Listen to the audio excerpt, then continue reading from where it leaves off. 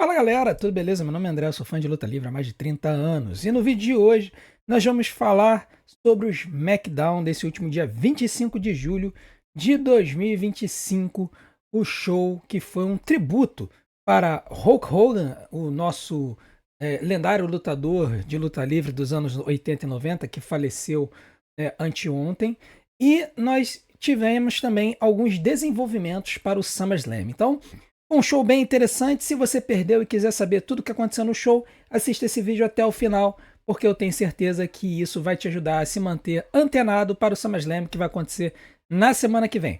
Mas antes, não deixe de fazer tudo aquilo que a gente tem pedido para ajudar o nosso canal. Se inscreva no canal, deixe o seu like, ative o sininho para receber as notificações, deixe o seu hype e assista e maratone os nossos vídeos do comecinho até o finalzinho, porque é isso que vai fazer o YouTube continuar a divulgar o nosso canal. Já estamos com quase 6 mil inscritos, a gente espera chegar nesse número até o SummerSlam, beleza?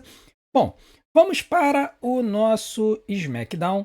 E o show dessa semana foi bem interessante, porque boa parte do show foi ocupado por tributos ao Hulk Hogan, né? O começo do show, ele teve uma saudação de 10 sinos, né? É tradicional quando tem mortes muito impactantes no mundo da WWE eles fazerem esse tipo de tributo. Aqui nós tivemos várias lendas que eram conhecidas do Hulk Hogan que apareceram aqui, né? Então nós tivemos aqui o Sergeant Slaughter estava aqui estava o Jimmy Hart, aqui estava o Million Dollar Man Ted DiBiase, que fez muitas feuds com ele na década de 80. Então teve uma boa galera que apareceu aqui para honrar o Hulk Hogan, né? Nós tínhamos aqui todo o roster da WWE, né? Então tava todo o roster da WWE aqui presente. E aí o pessoal notou, né? Percebeu que quem estava do lado do Triple H era o Cody Rhodes, né? Então assim, se vocês ainda tinham dúvida que o Cody é a face da companhia hoje, essa imagem representa tudo isso. Mas assim, a WWE ela fez um tributo em vídeo pro Hogan que foi muito bonito, foi muito tocante. Falou um pouco sobre o legado dele na luta livre nos anos 80 e 90, falou sobre toda a trajetória dele na WWE. Aí mostra um período que ele sai e vai fazer televisão, e aí depois disso mostram ele indo para a WCW, assinando o contrato e fazendo o heel turn da história, a maior heel turn da história da WWE foi quando ele se juntou ao Kevin Nash e Scott Hall no Bash at the Beach 96 e formou a New World Order, a NWO. Depois voltam para mostrar o final da carreira dele, quando ele vem para a WWE em 2002. O Triple H havia falado que ele teve o prazer de dividir o ringue com o Hogan. Para quem não se lembra, o último campeonato mundial da WWE que o Hogan ganhou foi em cima do Triple H no Backlash de 2002. O Triple H tinha acabado de ganhar o campeonato do Chris Jericho na WrestleMania. Nesse mesmo WrestleMania, o Hogan ganhou. Na verdade, o Hogan não ganhou do The Rock. Ele perdeu pro The Rock, mas teve aquela luta antológica entre os dois. E aí o Hogan ganhou a chance de lutar pelo título contra o Triple H no Backlash de 2002 e ganhou o campeonato mundial da WWE. Foi o último title reign dele. Ele acabou perdendo um mês depois pro Undertaker. Então foi assim, foi muito interessante. Nessa parte do legado dele, do vídeo dele, não tocaram nas controvérsias, né, do Hogan, mas focaram mais na carreira dele e depois focaram muito no quanto ele cuidava, gostava de atender crianças, de falar com crianças. Ele provavelmente foi o primeiro superastro da WWE a fazer aquelas visitas de Make-A-Wish. Make-A-Wish Foundation é uma fundação que tenta conectar crianças que estão em estado terminal a celebridades ou atletas que elas gostariam de conhecer antes de morrer. Enfim, foi uma promo bem tocante.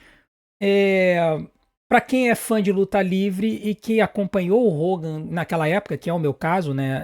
Como eu disse no vídeo sobre o falecimento do Hogan, o Hulk Hogan e o Macho Man Randy Savage foram os dois lutadores que me fizeram me atrair para a luta livre.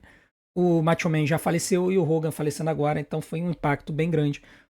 Mas assim, durante toda a live, muita gente comentando, falando as suas opiniões sobre o Hogan, assim, pessoal muito respeitoso, claro, pessoal discordando, falando que não teria como sentiu o falecimento dele, e a gente sempre respeitando e falando, olha, aqui a gente tá tentando rememorar a vida e o legado dele, mas a gente entende perfeitamente os sentimentos que as pessoas podem ter com relação a ele.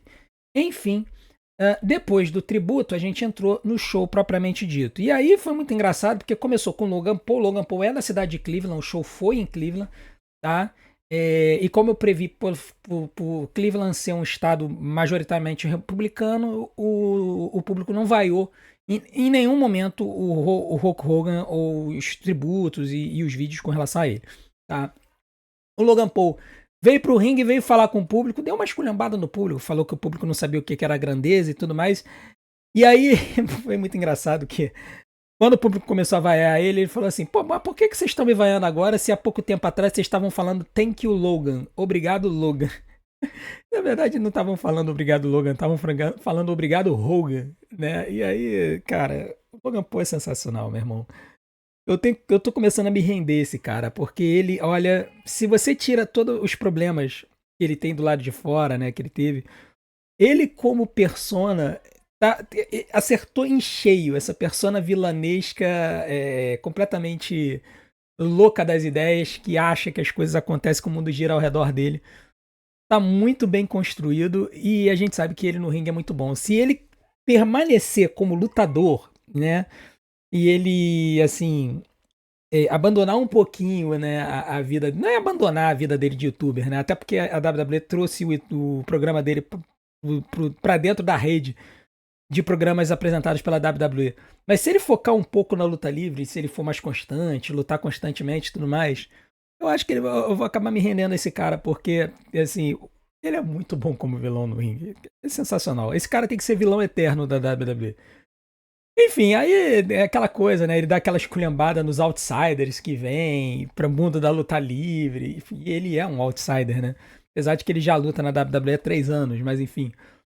No final das contas, ele deu uma esculhambada no Jelly Roll. O Jelly Roll veio pro ringue, apontou o dedo pra ele. Eu não vou detalhar muito essa parte do show, não, porque sinceramente eu não tô dando a mínima pra essa feud desses dois. Mas o Jelly Roll fala que ele foi fã da WWE a vida inteira e que o Logan Paul ele só faz coisa pra criancinha e pra fazer essas criancinhas irem nos celulares e gravarem vídeos parecendo idiotas, assim.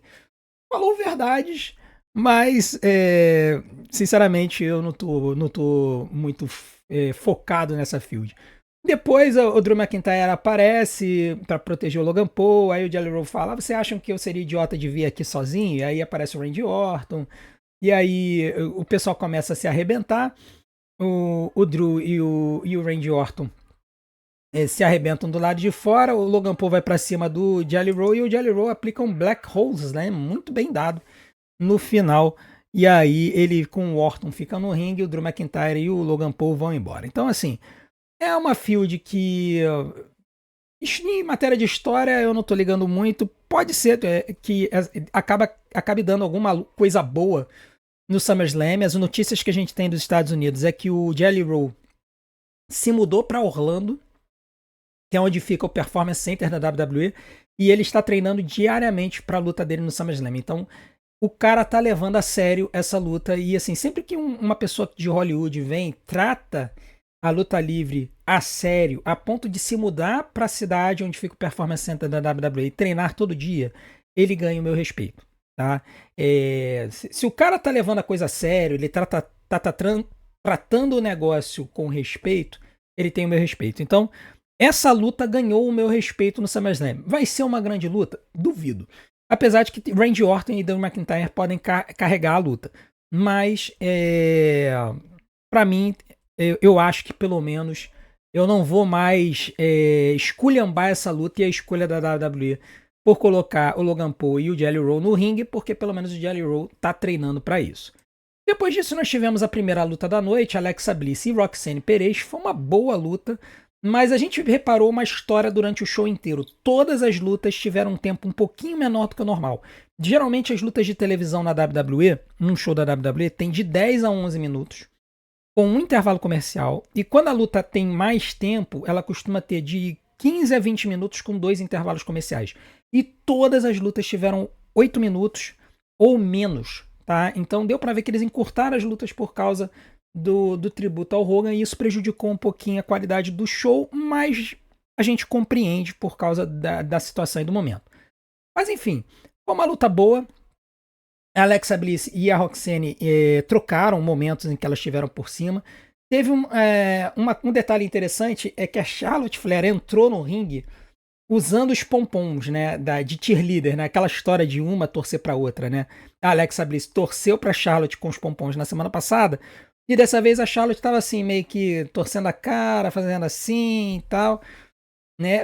É interessante essa dinâmica da Charlotte mudando gradativamente a persona dela. Ela não se tornou uma pessoa agradável do dia para noite.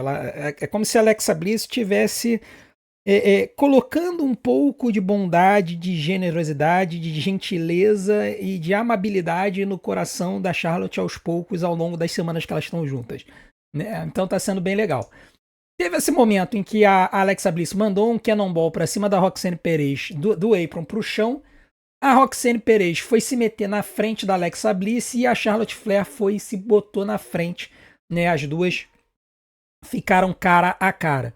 Então foi legal de ver isso, a Charlotte protegendo a Alexa no caso de um ataque da Raquel Rodrigues. E aí, mais pro final da luta, nessa confusão, né, a Alexa Bliss subiu na corda para aplicar o Twisted Bliss na Roxane Perez. Ela teve a chance de fazer isso, mas a Raquel Rodrigues estava estraçalhando a Charlotte Flair do lado de fora do ringue. E aí, Alexa, entre mandar o Twisted Bliss pra dentro do ringue pra finalizar a luta e mandar pra fora do ringue pra salvar a Charlotte, ela preferiu mandar pra fora do ringue. Então ela mandou esse Twisted Bliss pra cima da Raquel Rodrigues, e aí elas não calcularam muito bem a distância, tá? Nesses treinos, geralmente a lutadora que tá embaixo, ela tem que saber mais ou menos o ponto que ela tá, e ela tem que conseguir que a lutadora que tá saltando salte da forma correta. Se não casa muito bem uma coisa ou a outra, acidentes acontecem. E aconteceu aqui, porque ou a Raquel estava um pouquinho mal posicionada, ou ela não corrigiu na hora que a Alexa não saltou o suficiente. Claramente faltou distância no salto da Alexa. Porque quando a Alexa caiu, a Raquel não conseguiu segurar ela direito e a Alexa foi de cara no chão.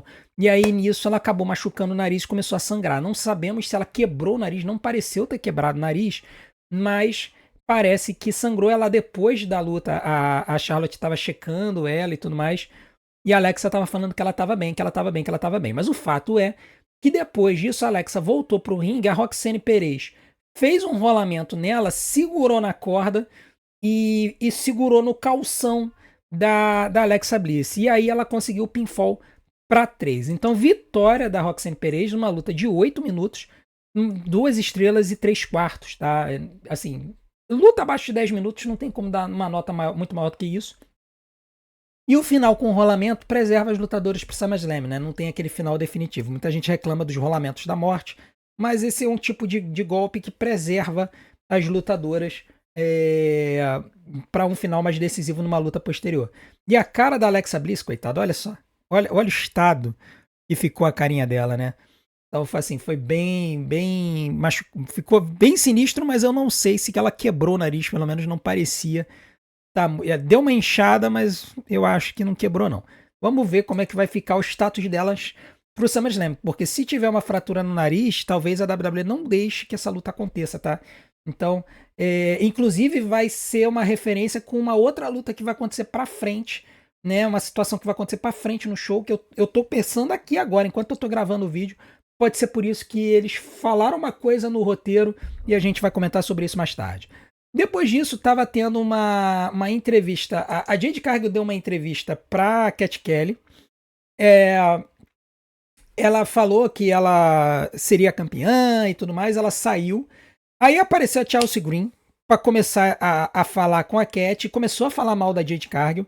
E aí, nisso que ela começou a falar mal da Jade Cargill, a Jade Cargill apareceu por trás e as duas acabaram se engalfinhando e indo pro ringue. Mas enquanto isso estava acontecendo, se você observar, tem umas pessoinhas aqui atrás, ó.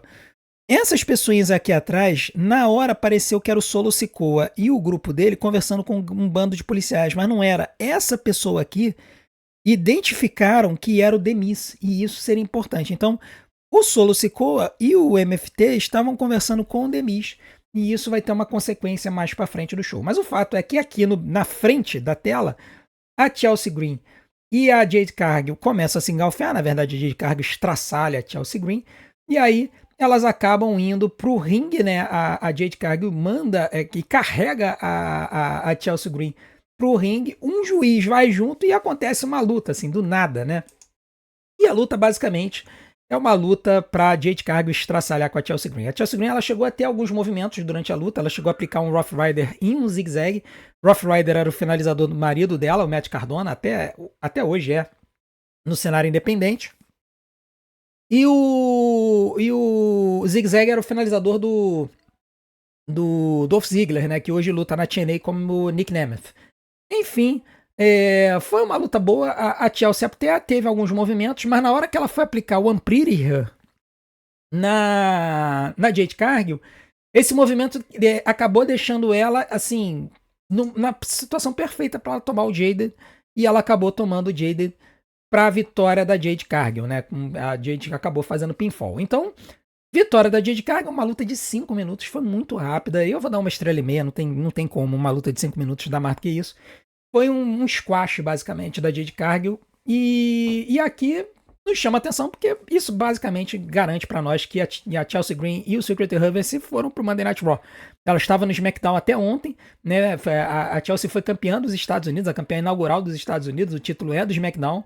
Fez field com a Zelina Vega e aí agora simplesmente mandaram ela pro Monday Night Raw, inexplicavelmente. Então acho que aquela história que a gente tinha, aquela ideia que a gente tinha do draft, simplesmente foi pro espaço e eles estão simplesmente trocando os lutadores de brand a esmo ao longo das semanas. Mas depois da luta, o Secret Harvest começou a atacar a Jade Cargill e aí, em vez de deixar a Jade Cargill apanhar, a Tiffany Stratton veio e salvou a Jade Cargill, né? E aí vem aquela dúvida, né? A Tiffany é mocinha ou é vilã, né? Eu postei nessa semana uma foto falando que todas as campeãs do meu roster são vilãs. Ou vilões. E aí o pessoal falou, não, mas a Tiffany Stratton é mocinha. Eu falei, pô, mas depende muito da situação. Tem show que ela tá como mocinha, tem show que ela tá como vilã, e assim, não tá muito bem definido, né, o que ela é.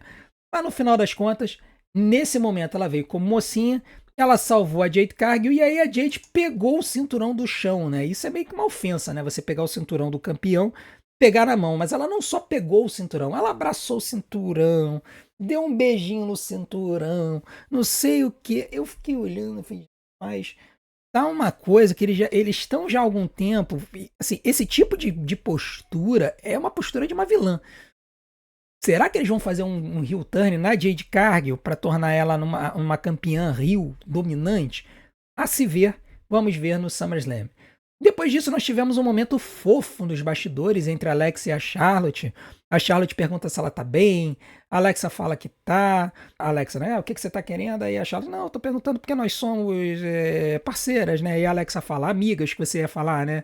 E a Charlotte fala, olha, não, somos parceiros por enquanto. Dependendo do resultado do SummerSlam, a gente decide o que a gente é. Então, aquele momentinho fofo entre as duas. Dizem algumas informações de bastidores de que a WWE estava pensando em fazer uma luta entre Alexa Bliss e Charlotte Flair, mas que a Charlotte Flair teria pedido a WWE para manter a dupla unida. A gente ainda não tem certeza disso, é mais especulação, porque teve gente falando, e na verdade isso nunca aconteceu, que a luta entre Alexa Bliss e Charlotte Flair nunca esteve nos planos. Mas enfim, seja por que motivo for, eu acho que essa dupla está sendo muito boa. E tá trazendo um lado da Charlotte Flair que a gente nunca conheceu, porque a Charlotte sempre teve aquela persona arrogante de filha do Ric Flair, de ser um talento geracional e tudo mais. E esse lado quase que maternal da Charlotte Flair tá sendo muito, muito, muito, muito, muito bom. Eu tô gostando muito dessa associação dessas duas. Eu espero que elas ganhem o título, eu quero muito que elas ganhem o título no SummerSlam e que o público dê a Charlotte o carinho que ela merece como lutadora e como essa lutadora que tem esse legado também na WWE, tá? Depois disso nós tivemos uma promo do Cody Rhodes no ringue. Eu não vou falar tudo, porque foi uma promo falando da luta que ele vai ter contra o Cena no SummerSlam. Foi uma boa promo, tá?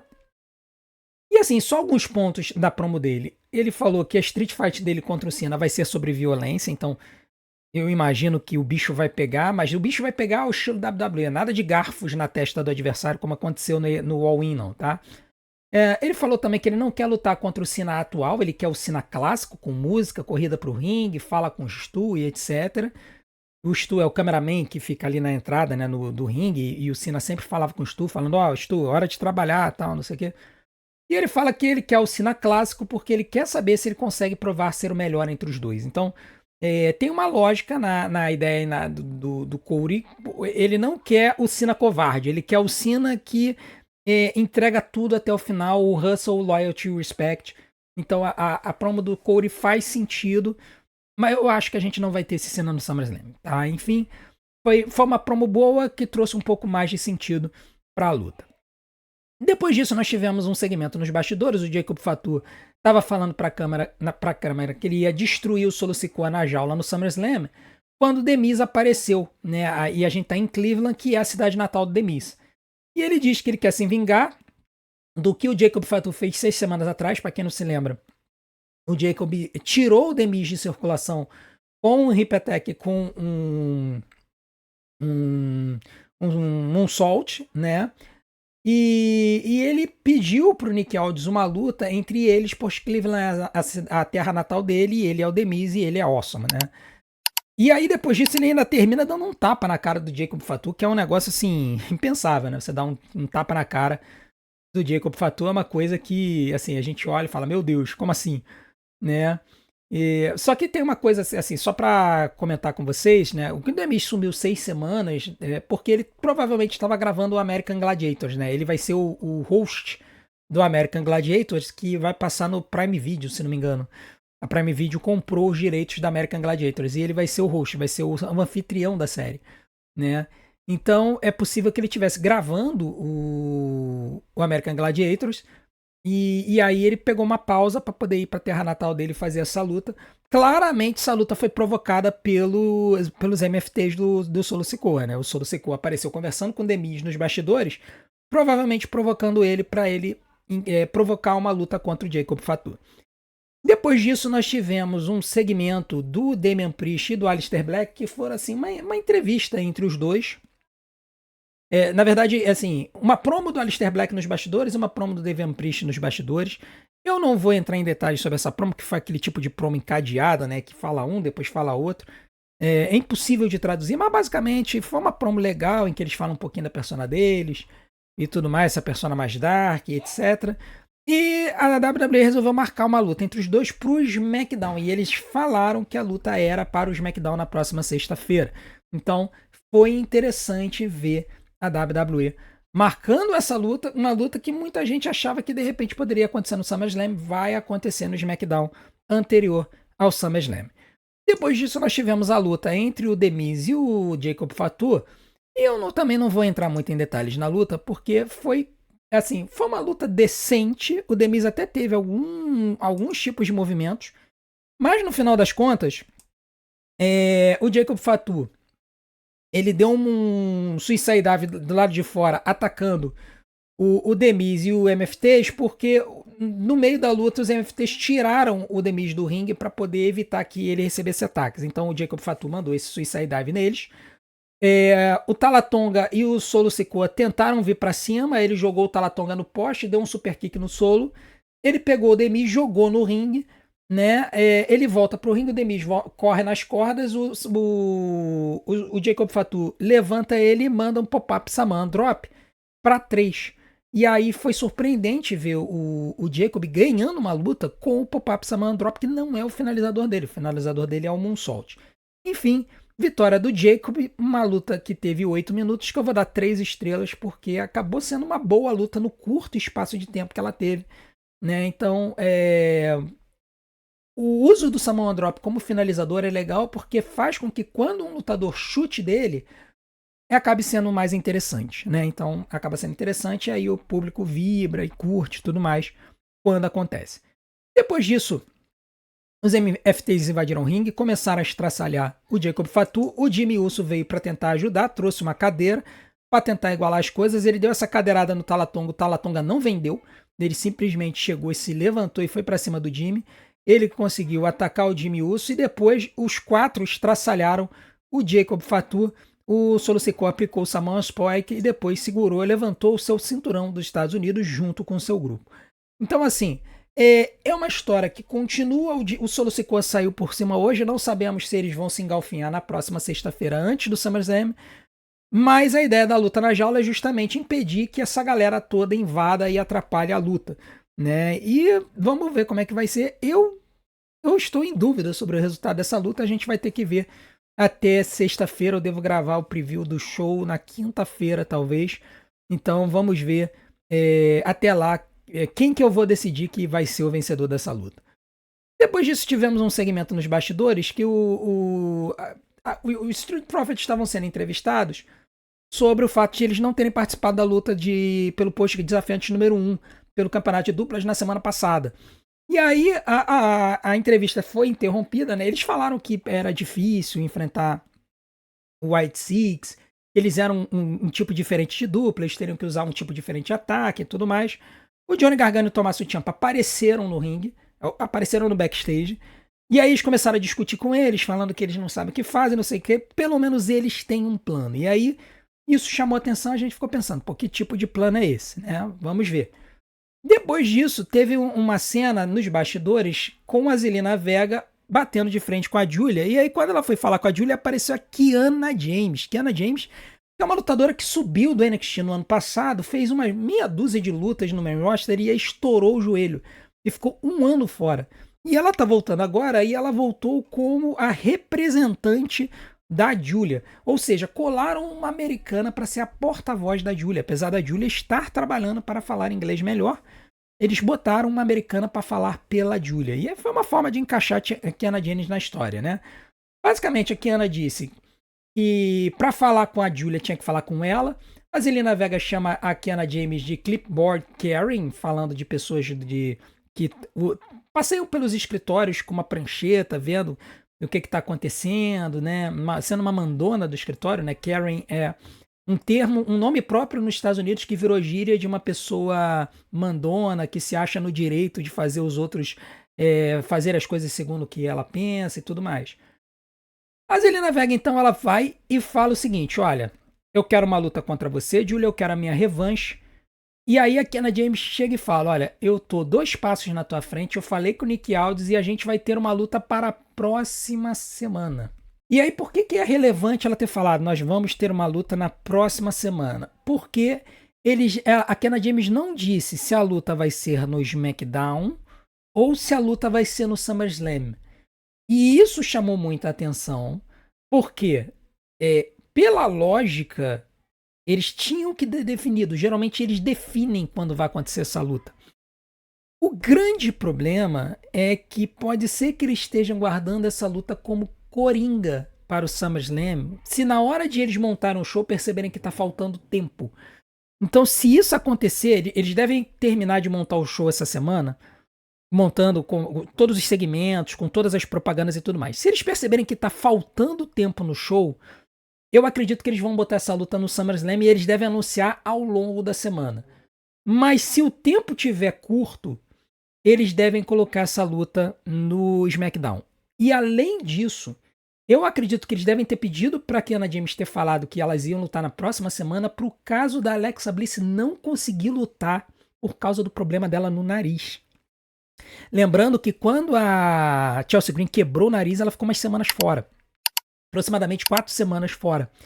Então, se a Alexa Bliss tiver quebrado o nariz ou luxado o nariz e ela não tiver condições de lutar na semana que vem no SummerSlam pelo título de duplas, eles podem tirar a luta do título de duplas do SummerSlam e encaixar essa luta pelo campeonato dos Estados Unidos entre Zelina Vega e Julia. Então, vamos ver o que a WWE vai fazer. Me parece que essa foi a intenção. Eu posso estar lendo demais, mas me parece que essa foi a intenção da WWE quando fez a Kiana James falar próxima semana e não dizer exatamente se a luta vai ser no SmackDown ou no SummerSlam. A Julia fala que para a Zelina Vega que quando ela derrotar a Zelina Vega novamente, ela vai ser apenas uma nota de rodapé no seu portfólio. Né? Aí a Zelina lança um aviso para a Julia, bate no cinturão e sai em silêncio, enquanto que a Julia fica ali com a Kiana James. Então, esse foi o segmento, foi um segmento bem legal. Vamos ver como é que a WWE vai tratar esse segmento no futuro. E depois disso nós tivemos o main event, né, a luta pelo campeonato de duplas entre o White Six e o Andrade e o Rey Fênix. E a luta estava interessante, com todos os 4 lutadores dando muitos movimentos aéreos, o Joe Gacy com seu springboard, clothesline, o Rey Fênix e o Andrade pulando do alto da corda e tudo mais. Teve um momento que eu achei legal, que foi o Joe Gacy e o Dexter Lumis aplicando o Heart Attack no Andrade, que é o finalizador da Hart Foundation, né, do Bret Hart e do Jim The Evil Snyder, na época que eles eram duplas nos anos 80 e 90. E aí, pro final da luta, o Andrade pegou o Joe Gacy para aplicar o The Message, enquanto que o Rey Fênix saltou por cima da corda para cima do Dexter Lumis. Eles têm usado essa combinação para vencer as lutas. O Andrade aplicou o The Message, foi pro pinfall, e o Joe Gacy ia tomar o pinfall. A juíza contou 1, 2, e aí ela foi puxada do ringue e foi puxada pela Nikki Cross. Como ela foi puxada pela Nikki Cross, ela resolveu chamar o sino e chamar de desclassificação, dando a vitória por desclassificação pro Rey Fênix e pro Andrade. Então aqui foi uma coisa interessante, porque em outras lutas já tivemos situações de juízes sendo puxados para fora do ringue e a desclassificação não aconteceu, tá? E nesse caso aconteceu. Então assim, é um negócio meio engraçado, né? A WWE às vezes tendo problemas aí com seu roteiro e suas regras. Mas enfim, vitória de Andrade e Fênix por desclassificação, uma luta de 8 minutos que eu dou 2 estrelas e 3/4, uma luta que parecia ser boa até a interferência. E aí depois disso, meu amigo, começou o caos, né? Os White Six começaram a estraçalhar com o Rey Fênix e o Andrade, o Nathan Frazier e o Exxon apareceram. Aí depois apareceu o Street Profits, aí depois apareceram o Johnny Gargano e o Tommaso Ciampa, o Morricone Machine Guns, depois o Johnny Gargano e o Tommaso Ciampa, sendo que quando o Johnny Gargano e o Tommaso Ciampa apareceram, eles apareceram carregando o Nick Aldis, e o Nick Aldis estava com o microfone na mão. Quando eu olhei isso, eu falei, opa, nós vamos ter um anúncio aí, porque eu passei o show inteiro falando, gente, a gente tem que ter uma luta dessa divisão de duplas do SmackDown no SummerSlam.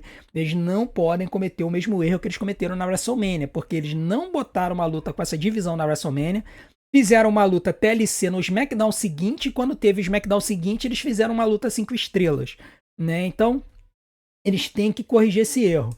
E aí, meu irmão, o caos continuou. O Angelo Dawkins deu um somersault por cima da corda, para cima de todo mundo. Depois o Montesfort fez esse somersault por cima do poste, num movimento que ele já está acostumado a dar. Ele voa muito alto. O caos instalado, o caos completo. O Nick Aldis pega o microfone, ele está aqui em cima. Ele chega e fala o seguinte: olha, pelo visto, vocês querem continuar se engalfinhando. Eu cansei disso. Se da primeira vez vocês não conseguiram tirar isso da alma de vocês, vocês vão tirar agora. No SummerSlam, vocês vão lutar pelo título. O título vai estar preso no alto da arena.